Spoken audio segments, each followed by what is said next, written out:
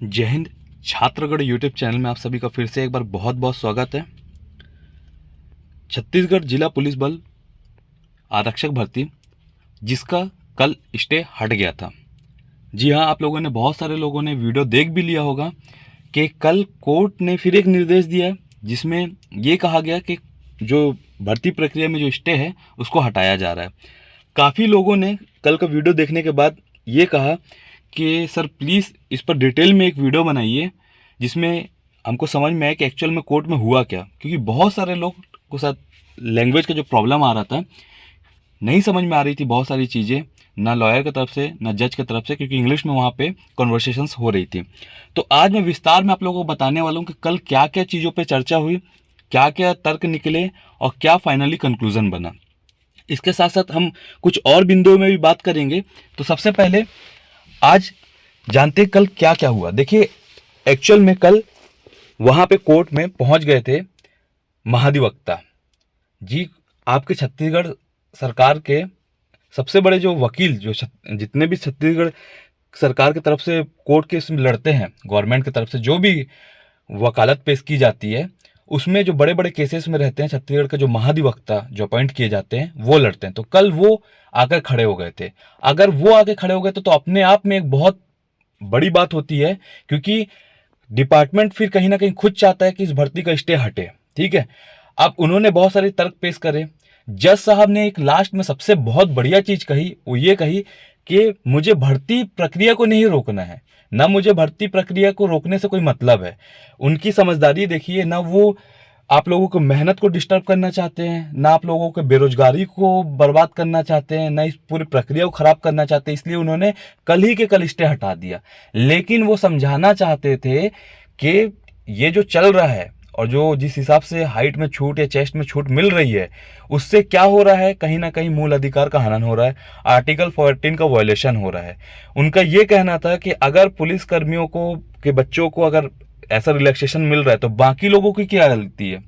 इसके साथ साथ उन्होंने ये भी तर्क दिया कि अगर देना है उनमें तो उनको दीजिए जो कहीं ना कहीं जिनके परिवार से कोई शहीद हुए थे, क्योंकि उन्होंने अपने प्राण की आहुति दी इस डिपार्टमेंट के लिए, अपने देश की रक्षा के लिए अपने प्राण का बलिदान दिया है। तो उनके बच्चों को रिलैक्सेशन मिलना जायज है, लेकिन बाकी सभी को जायज नहीं है। ये क्या बात हुई कि एक कोई और डिपार्टमेंट में है, सपोज फॉरेस्ट डिपार्टमेंट में है या नगर पालिका में है, उनके बच्चे को नहीं मिलेगा, लेकिन यहाँ पे सिर्फ पुलिस डिपार्टमेंट के बच्चे हैं बोल के मिल जाए। काफ़ी हद तक ये तर्क सही भी रहा। इसलिए उन्होंने कहा कि रिलैक्सेशन मिलेगा सिर्फ उन्हीं को मिलेगा जिनके परिवार से कोई शहीद हुआ होगा। ठीक है, नहीं तो नहीं मिलेगा। बस इस चीज़ को हटाइए, बाकी भर्ती प्रक्रिया से मुझे कोई तकलीफ नहीं, उसको चालू करिए। अब सबसे बड़ा चालू करने का रीज़न ये था, और महाधिवक्ता जी का खुद खड़े होने का भी रीज़न ये था, क्योंकि डिपार्टमेंट भी इस प्रक्रिया को चालू करना चाहती थी। इतने करोड़ों का टेंडर हुआ है, इतने ज़्यादा डिस्ट्रिक्ट में फिजिकल हो रहा है, वहाँ पे इतने लोगों का ड्यूटी लगा है, लोग रोज रुक रहे हैं, खा रहे हैं, पुलिस वाले लोगों की ड्यूटी लगी है, रोज पीटीआई आते हैं, मेजरमेंट करते हैं, उनकी अलग ड्यूटी लगी है। उसके बाद बाहर से पूरी टीम आई है, पूरा चिप का लगा हुआ है, आपको वहाँ पे नीचे मैट लगे हुए हैं, पूरे मैकेनिकल टीम लगी हुई है, कंप्यूटराइज टीम लगी हुई है। तो इन सब का खर्चा जो होता है छोटा मोटा नहीं होता, बहुत बड़ा खर्चा होता है, और इन सब को खर्चा करने का जो टेंडर रहता है वो भी जारी हुए रहता है। तो अगर इसको रोक देते या इसमें रोक लगा देते तो ये तो पूरी टीम चले जाती, फिर अलग से होता टेंडर, फिर अलग से खर्चा होता। इन सब से ऊपर ये एक बात ये भी होती है कि जो युवा हैं उनका भविष्य भी बर्बाद हो रहा है। वो बेरोजगारी मिटाना चाहते हैं, अपनी बेरोजगारी दूर करना चाहते हैं इन सब के रोजगार के माध्यम से, और वो कहीं ना कहीं इन सब कोर्ट कचहरी के चक्कर में फंस के वो बर्बाद हो जाते हैं, क्योंकि हर भर्ती आज की डेट में कोर्ट में पहुंच रही। तो जज साहब भी, जितने भी जज हैं गवर्नमेंट जॉब के लिए, जो भी सिविल केसेस सर्विस केसेस देखते हैं, सर्विस मैटर, वो सब समझ चुके हैं कहीं ना कोई मुद्दा लेके आ जाता है तो स्टे ज़्यादा समय के लिए इसलिए नहीं लगाया जा रहा है ताकि युवाओं का भविष्य बर्बाद ना हो। तो ये फाइनली कंक्लूजन निकला, जो कि बहुत ही तार्किक रूप से और बहुत सही डिसीजन कल दिया गया है। ठीक, अब हम बात करते हैं क्या आचार संहिता का आपके भर्ती प्रक्रिया जो दोबारा शुरू होगी उसका असर पड़ेगा? क्योंकि न्यूज़पेपर में आपने देख लिया, आना शुरू हो गया, आचार संहिता लगने का डेट फिक्स होना चालू हो चुका है। बहुत जल्द आने वाले समय में आचार संहिता लगने वाली है। तो क्या आचार संहिता का इससे फर्क पड़ेगा? क्योंकि पुलिस डिपार्टमेंट को ही ड्यूटी लगती है, पुलिस डिपार्टमेंट ही इसके बाद एक्टिव होता है आचार संहिता में। तो मैं आप लोगों को बता दूं, जी नहीं, आचार संहिता का इसमें कोई फर्क नहीं पड़ने वाला।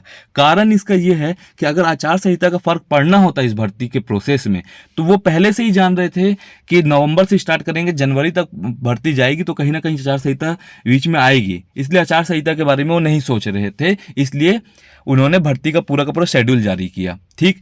दूसरी बात, कब से शुरू होगा फिजिकल?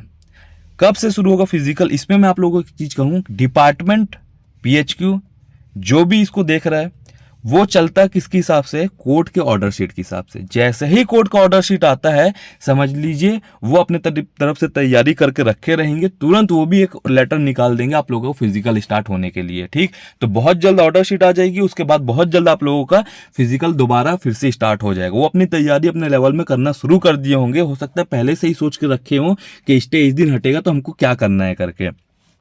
अब जिनका फिजिकल हो गया उनका क्या दोबारा होगा? जी नहीं, आपका जिस जगह से जो फिजिकल हो गया वो फिजिकल हो गया, समझिए।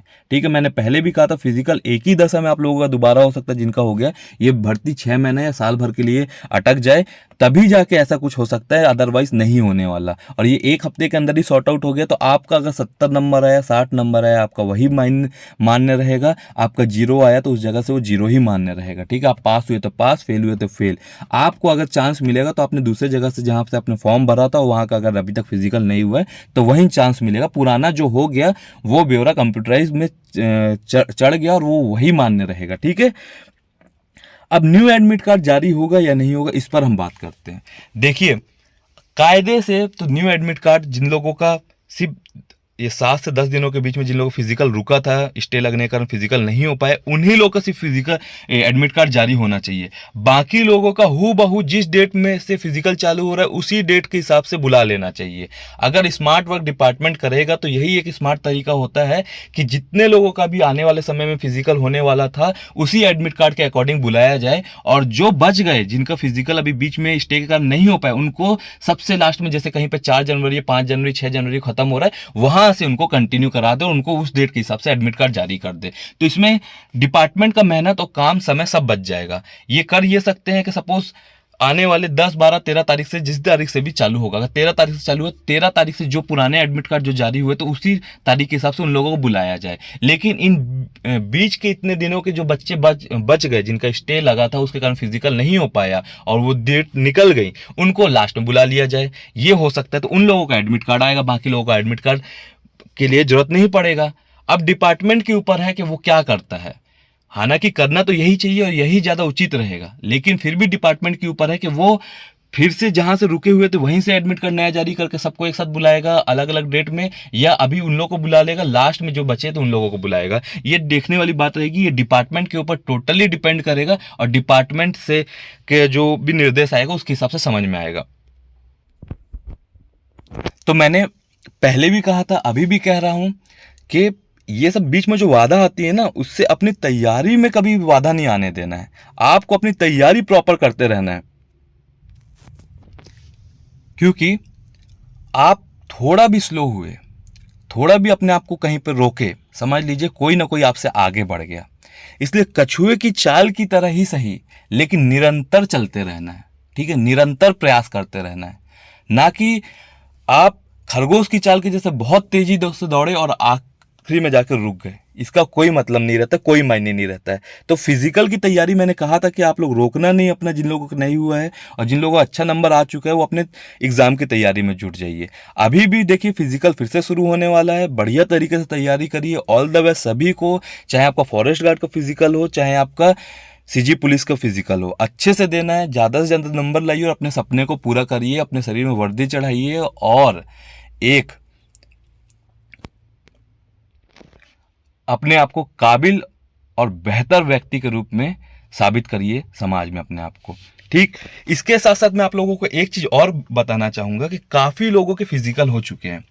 अब लोग तैयारी कर रहे हैं, रिटर्न एग्जाम की तैयारी कर रहे हैं, तो रिटर्न एग्जाम की जो भी तैयारी कर रहे हैं, बहुत लोग इस चीज़ को लेकर मन में शंका रखते हैं कि हम रहते हैं नारायणपुर में, हम रहते हैं दंतेवाड़ा में, हम रहते हैं सूरजपुर में, हम रहते हैं बलरामपुर में, इतने दूर से बिलासपुर रायपुर में जाके तैयारी कैसे किया जाए।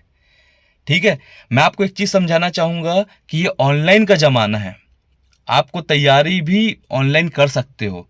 बड़े बड़े यूट्यूबर्स, दिल्ली के प्रतिष्ठित टीचर्स हैं, ठीक है, बहुत नामी टीचर हैं जो फ्री में पूरा कंटेंट यूट्यूब में डाल के रखे हैं। पूरा का पूरा कंटेंट उनका फ्री में यूट्यूब में है।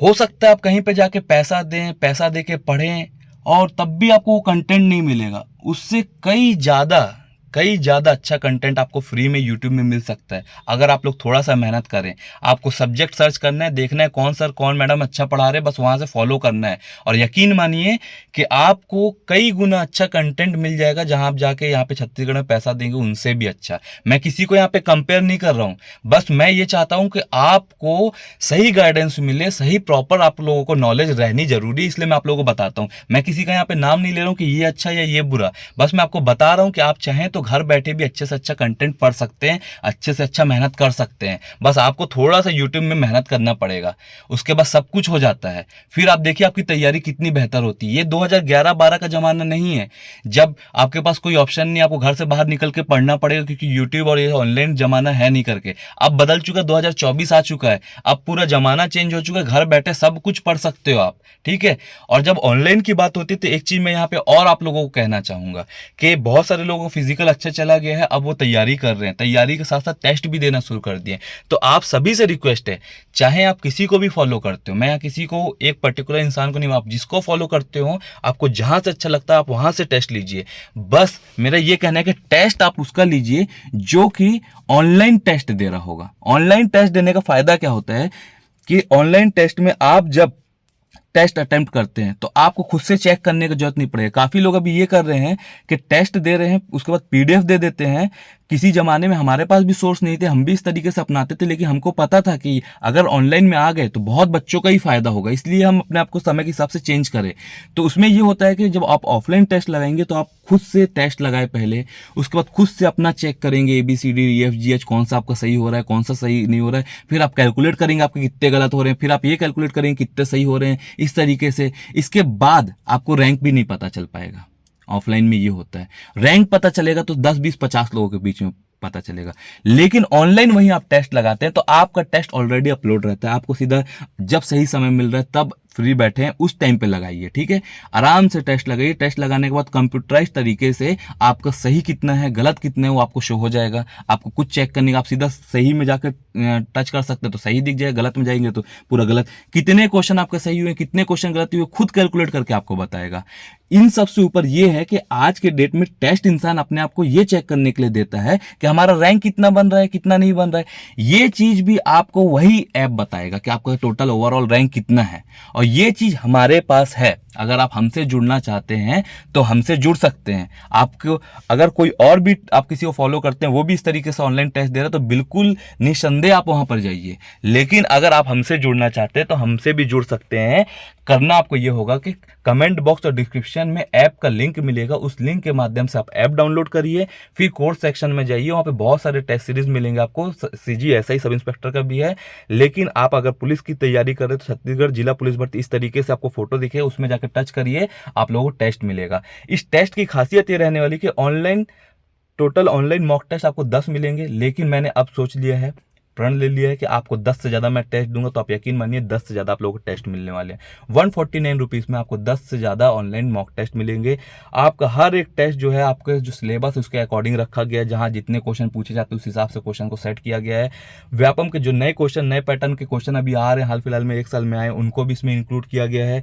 प्रत्येक टेस्ट के बाद आपका आप कितना सही क्वेश्चन है, कितना गलत क्वेश्चन है वो आपको शो होगा। इसके साथ साथ थोड़ा देर आप वेट करेंगे, रिफ्रेश होगा, उसके बाद आपका रैंक भी बताएगा कि ओवरऑल जितने कितने लोग अभी तक इस टेस्ट को अटेम्प्ट करें, उसमें आप कितना रैंक बना रहे हैं, यही सबसे इंपॉर्टेंट होता है टेस्ट देने में। दो चीज बहुत इंपॉर्टेंट होती है, एक आपको कौन से टॉपिक का क्वेश्चन गलत हो रहा है, कौन से टॉपिक का क्वेश्चन सही हो रहा है, ये समझने के लिए कि आपका ये समझ में आए कि आपका कितना तैयारी है कौन से सब्जेक्ट का, दूसरा आपका रैंक कितना बन रहा है, आप कहाँ पे स्टैंड करते हैं, ये जानना बहुत जरूरी होता है।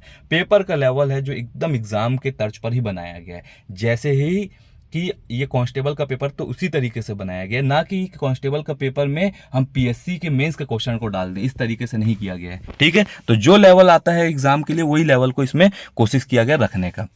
बाकी जो भी ऐसे चैनल में जो भी अभ्यर्थी ऐसे हैं जो नए जुड़े हैं हमारे चैनल में, ज़्यादा लंबे समय से नहीं जुड़े हैं, चैनल को सब्सक्राइब नहीं किए, प्लीज़ चैनल को सब्सक्राइब करिए। यकीन मानिए आपकी तैयारी मैं बेहतर पे बेहतर करवाते जाऊंगा।